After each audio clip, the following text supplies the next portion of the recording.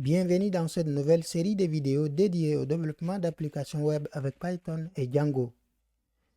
Django est l'un des frameworks Python les plus complets pour créer des applications web robustes et sécurisées, rapidement et sans réinventer la roue. Il intègre nativement un back-office puissant pour l'administration des données des applications, un système d'authentification complet incluant l'inscription, la connexion et la déconnexion, une protection contre les failles de sécurité les plus courantes, ainsi qu'un ORM performant pour manipuler efficacement vos bases de données sans avoir à écrire du SQL. Grâce à cet ensemble complet de fonctionnalités et d'outils intégrés, Django facilite non seulement le processus de développement, mais réduit également les coûts de création d'applications web complexes et évolutives. Avant d'entrer dans le code, il est essentiel de comprendre comment Django structure une application en interne. Django repose sur le design pattern MVT, Model View Template, une adaptation du célèbre MVC, Model View Controller. Si vous souhaitez approfondir ce concept, une vidéo dédiée est disponible sur la chaîne. Dans cette vidéo, nous allons nous concentrer sur la structure d'un projet Django et le rôle de ces différentes applications à travers des schémas illustratifs et des démonstrations concrètes. Un projet Django est le conteneur principal de votre application. C'est lui qui regroupe et organise toutes les applications ainsi que la configuration et les paramètres globaux. Autrement dit, un projet représente la structure globale. Dans Django, une application est un module autonome qui gère une fonctionnalité spécifique d'un projet. Pour mieux comprendre, vous pouvez voir un projet comme une grande maison et chaque application comme une pièce avec un rôle bien précis.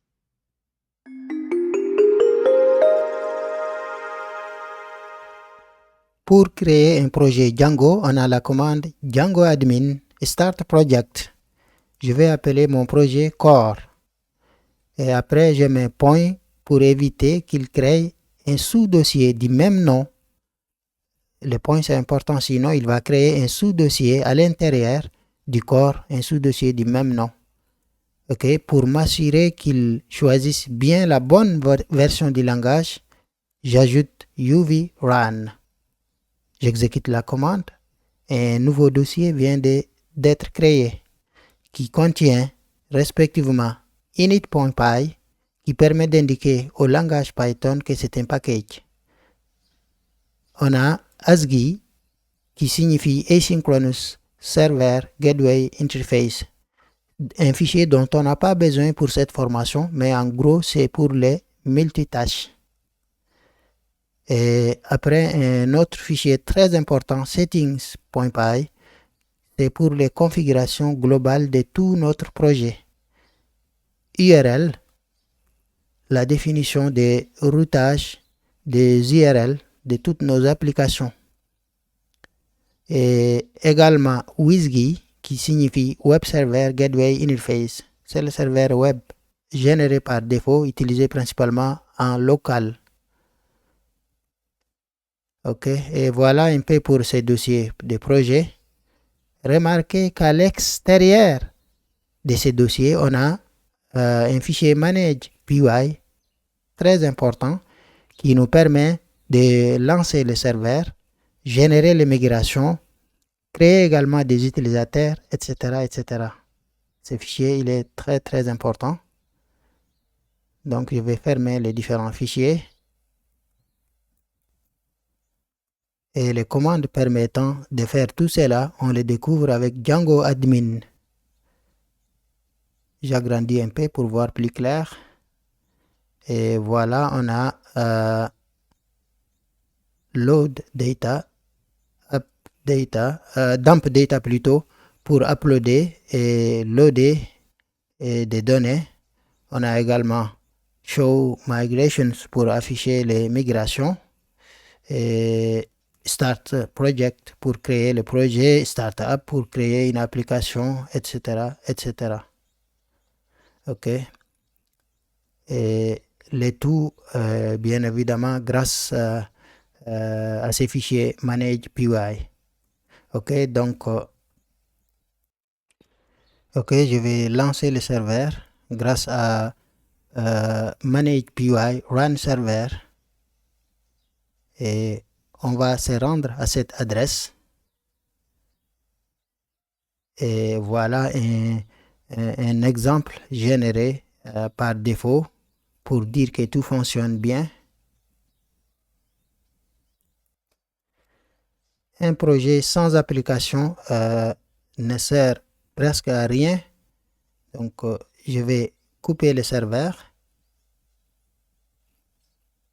Et pour créer notre première application, UV Run Manage PY Startup. Ok, je vais l'appeler notre application MyApp. Un nouveau dossier va s'ajouter. Ok, et dans ce dossier, on a, comme précédemment, on a d'abord les migrations. Ça va contenir l'historique des changements dans notre base de données. Et on a init, c'est exactement la même chose que précédemment. Init qui permet d'indiquer au langage Python que c'est un package. On a admin, la configuration de l'administration. Et apps, configuration de notre application. Et un autre fichier très important, models, c'est là que l'on va définir toutes nos classes qui vont être transformées après l'immigration en table d'une base de données relationnelle. Et les fichiers test.py pour les tests, par exemple, tests unitaires. Et views, c'est ici que l'on va définir toute la logique métier de notre application. Ok, voilà en gros le rôle de chacun de ces fichiers. Je vais donc tout fermer. Quand on crée une application, la première chose, c'est de l'ajouter dans Settings.py de notre projet. Ici, dans Install the app, je vais ajouter My App. OK. Et ensuite, dans le dossier de notre app, on va créer un nouveau fichier URL qu'on va appeler urls.py. OK. Je vais l'éditer ces fichiers, donc importer le package from Django URL path. Import path. Ok, donc je vais définir les URL de notre application ici. Donc, URL patterns égale à une liste. Ok, et je vais importer, grâce à ces paths, je vais rien mettre ici. Donc, je vais également importer from ici à la racine. Import views, nos méthodes. Ok, et grâce à ces views, je vais appeler notre méthode index. Et je vais nommer également, donner un nom à notre URL index. Ok, et cette méthode n'existe pas, on va la définir dans views. Ok, define index request.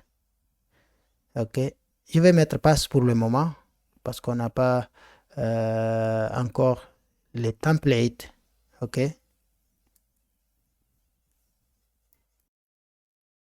On va d'abord rendre global l'URL ici dans le dossier projet. Donc, je vais dupliquer cette ligne. OK. Et enlever tout ceci. OK. Mettre apostrophe. Laisser les apostrophes vides. Et après, include. J'importe donc include ici. On va inclure les URL de notre app ici. Donc, myapp.url.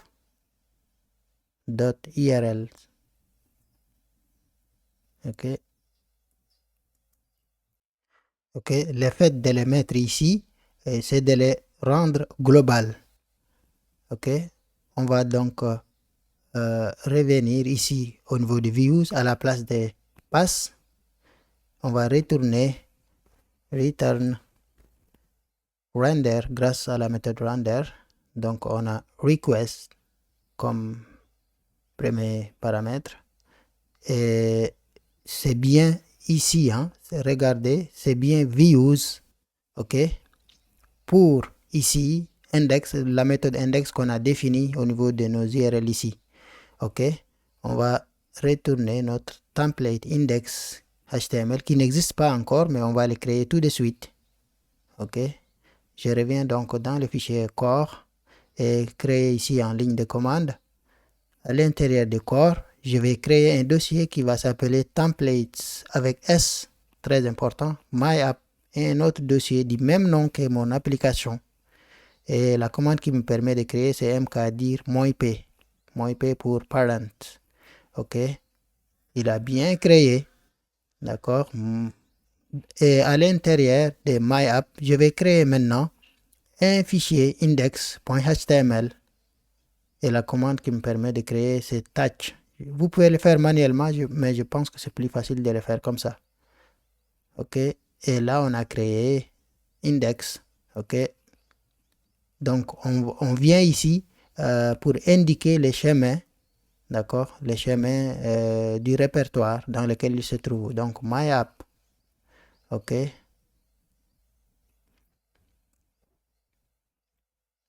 Je reviens dans les settings.py et lui indiquer à l'intérieur des templates, dans cette liste-là, on a basedir qui va nous permettre de retrouver le chemin de répertoire. Donc, je vais prendre basedir et je reviens au niveau du template. À l'intérieur de cette liste, je mets templates avec S, je ne me trompe pas. Et j'ajoute bien les dossiers dans lesquels on a mis, c'est le corps. OK, très bien. Index. Donc, dans mon fichier HTML, index HTML, je mets point d'exclamation pour générer un HTML de base. Donc, je vais remplacer document par mon super app, mon super Django app. OK. Et pour le compte, ça c'est pour le titre. Pour le contenu, je mets H1 et plutôt je coupe ceci, je remplace par mon super titre. OK. Et mon super Django app c'est ici.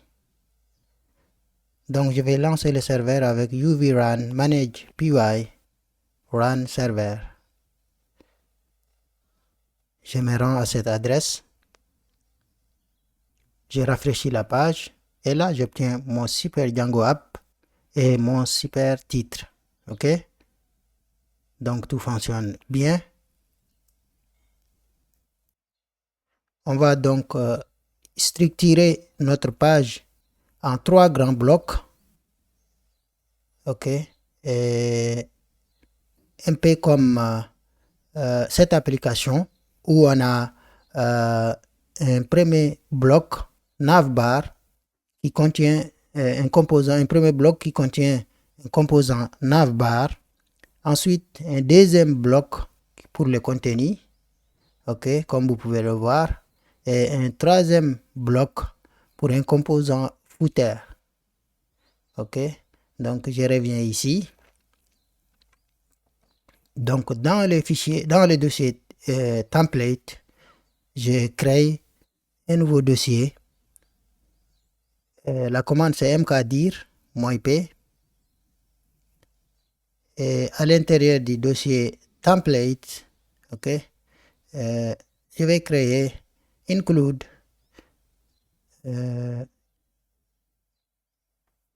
non pas include. En fait, include, ça n'existe pas encore, donc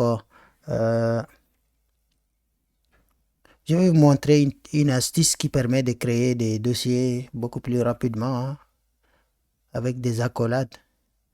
OK. Et là, on a créé, OK, le dossier include qui contient maintenant footer et header.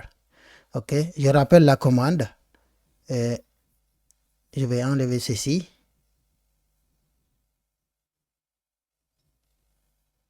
Je vais créer un fichier base.html. OK. Et la commande, c'est pas mkdir, mais touch.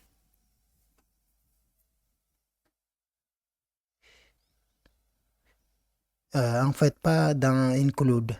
Je vais créer carrément un autre dossier appelé layout dans lequel je voulais mettre.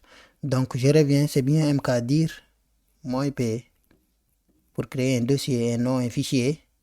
Et je rappelle la commande. Et maintenant, je peux, à l'intérieur des layouts, je peux créer base HTML avec bien sûr touch et non mkdir cette fois-ci. OK? Et là, si je reviens ici, fichier base HTML est bien créé. Et là, vous remarquez que je me suis trompé. Au lieu de créer des fichiers footer et header, j'ai créé des dossiers. D'accord? Donc, ces dossiers-là, donc je les supprime. Et je vais les créer ici, manuellement. Un fichier footer HTML. Ensuite, je vais appeler navbar HTML. OK? Et donc, je reviens dans notre fichier HTML. Au lieu d'avoir un HTML comme ça partout, donc je vais couper ceci et mettre à un seul endroit et étendre ce HTML partout où j'ai besoin. Donc, je vais couper ceci. OK? Et je reviens dans base. Où est-ce qu'il est? OK, base, je colle ici. OK, et là, on va définir nos blocs, nos 3 blocs. OK, et bloc content pour le contenu. OK, et je vais définir un premier bloc pour navbar ou pour le header. OK, et copier, coller ici pour le footer. Et je n'oublie pas de remplacer navbar par footer. OK, et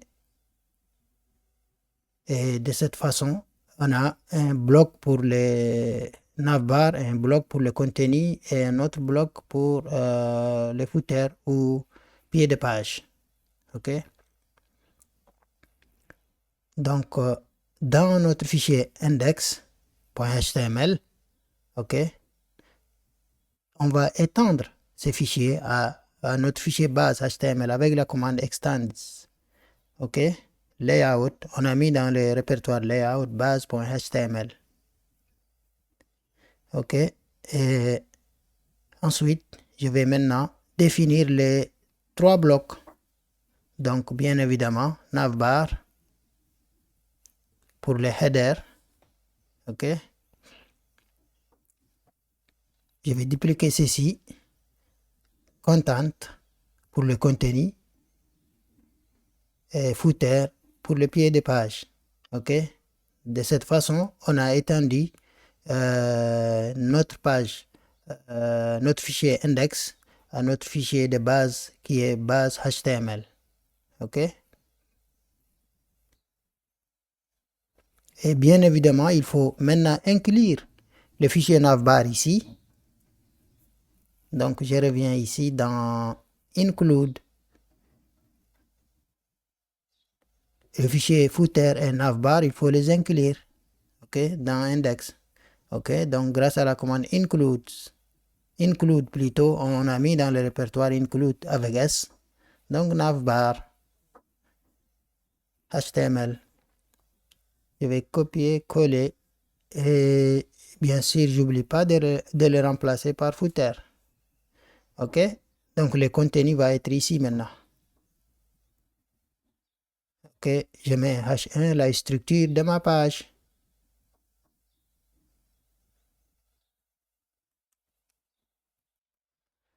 Je vais donc lancer le serveur avec UV-Run Manage PUI. Je vais me rendre à cette URL. Je reviens ici. Et là, si j'ai rafraîchi la page, vous allez voir que c'est la structure de ma page qui s'affiche. OK? Donc, je viens ici sur flowbyte.com. Je clique sur Docs. Ok. Je vais donc chercher des composants qui sont déjà faits au lieu de les coder à partir de zéro. Des composants navbar, sidebar, footer, qui sont déjà faits et l'on peut récupérer ici sur ce site gratuitement. Donc, je clique ici, je vais chercher navbar. Remarquez que je suis bien dans navbar. Donc, je fais scroll up. Je vais chercher un qui me conviendrait. Je pense que celui-là, c'est pas mal. Ok, donc je copie le code.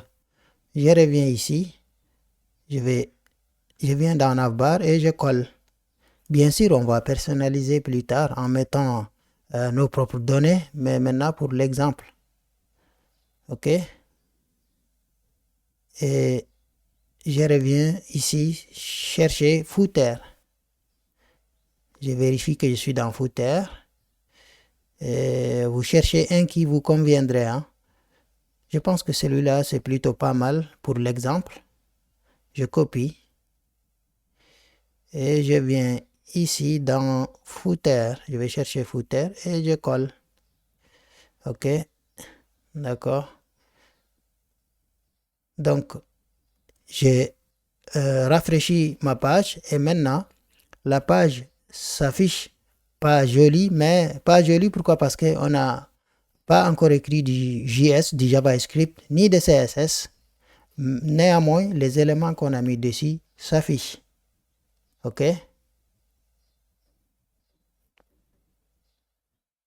Et si je rafraîchis, vous allez voir que la structure de ma page s'affiche. Donc, on peut même vérifier ici en revenant, modifier quelque chose. Ici, le contenu de ma page, vous allez voir que ça change tout à fait. OK?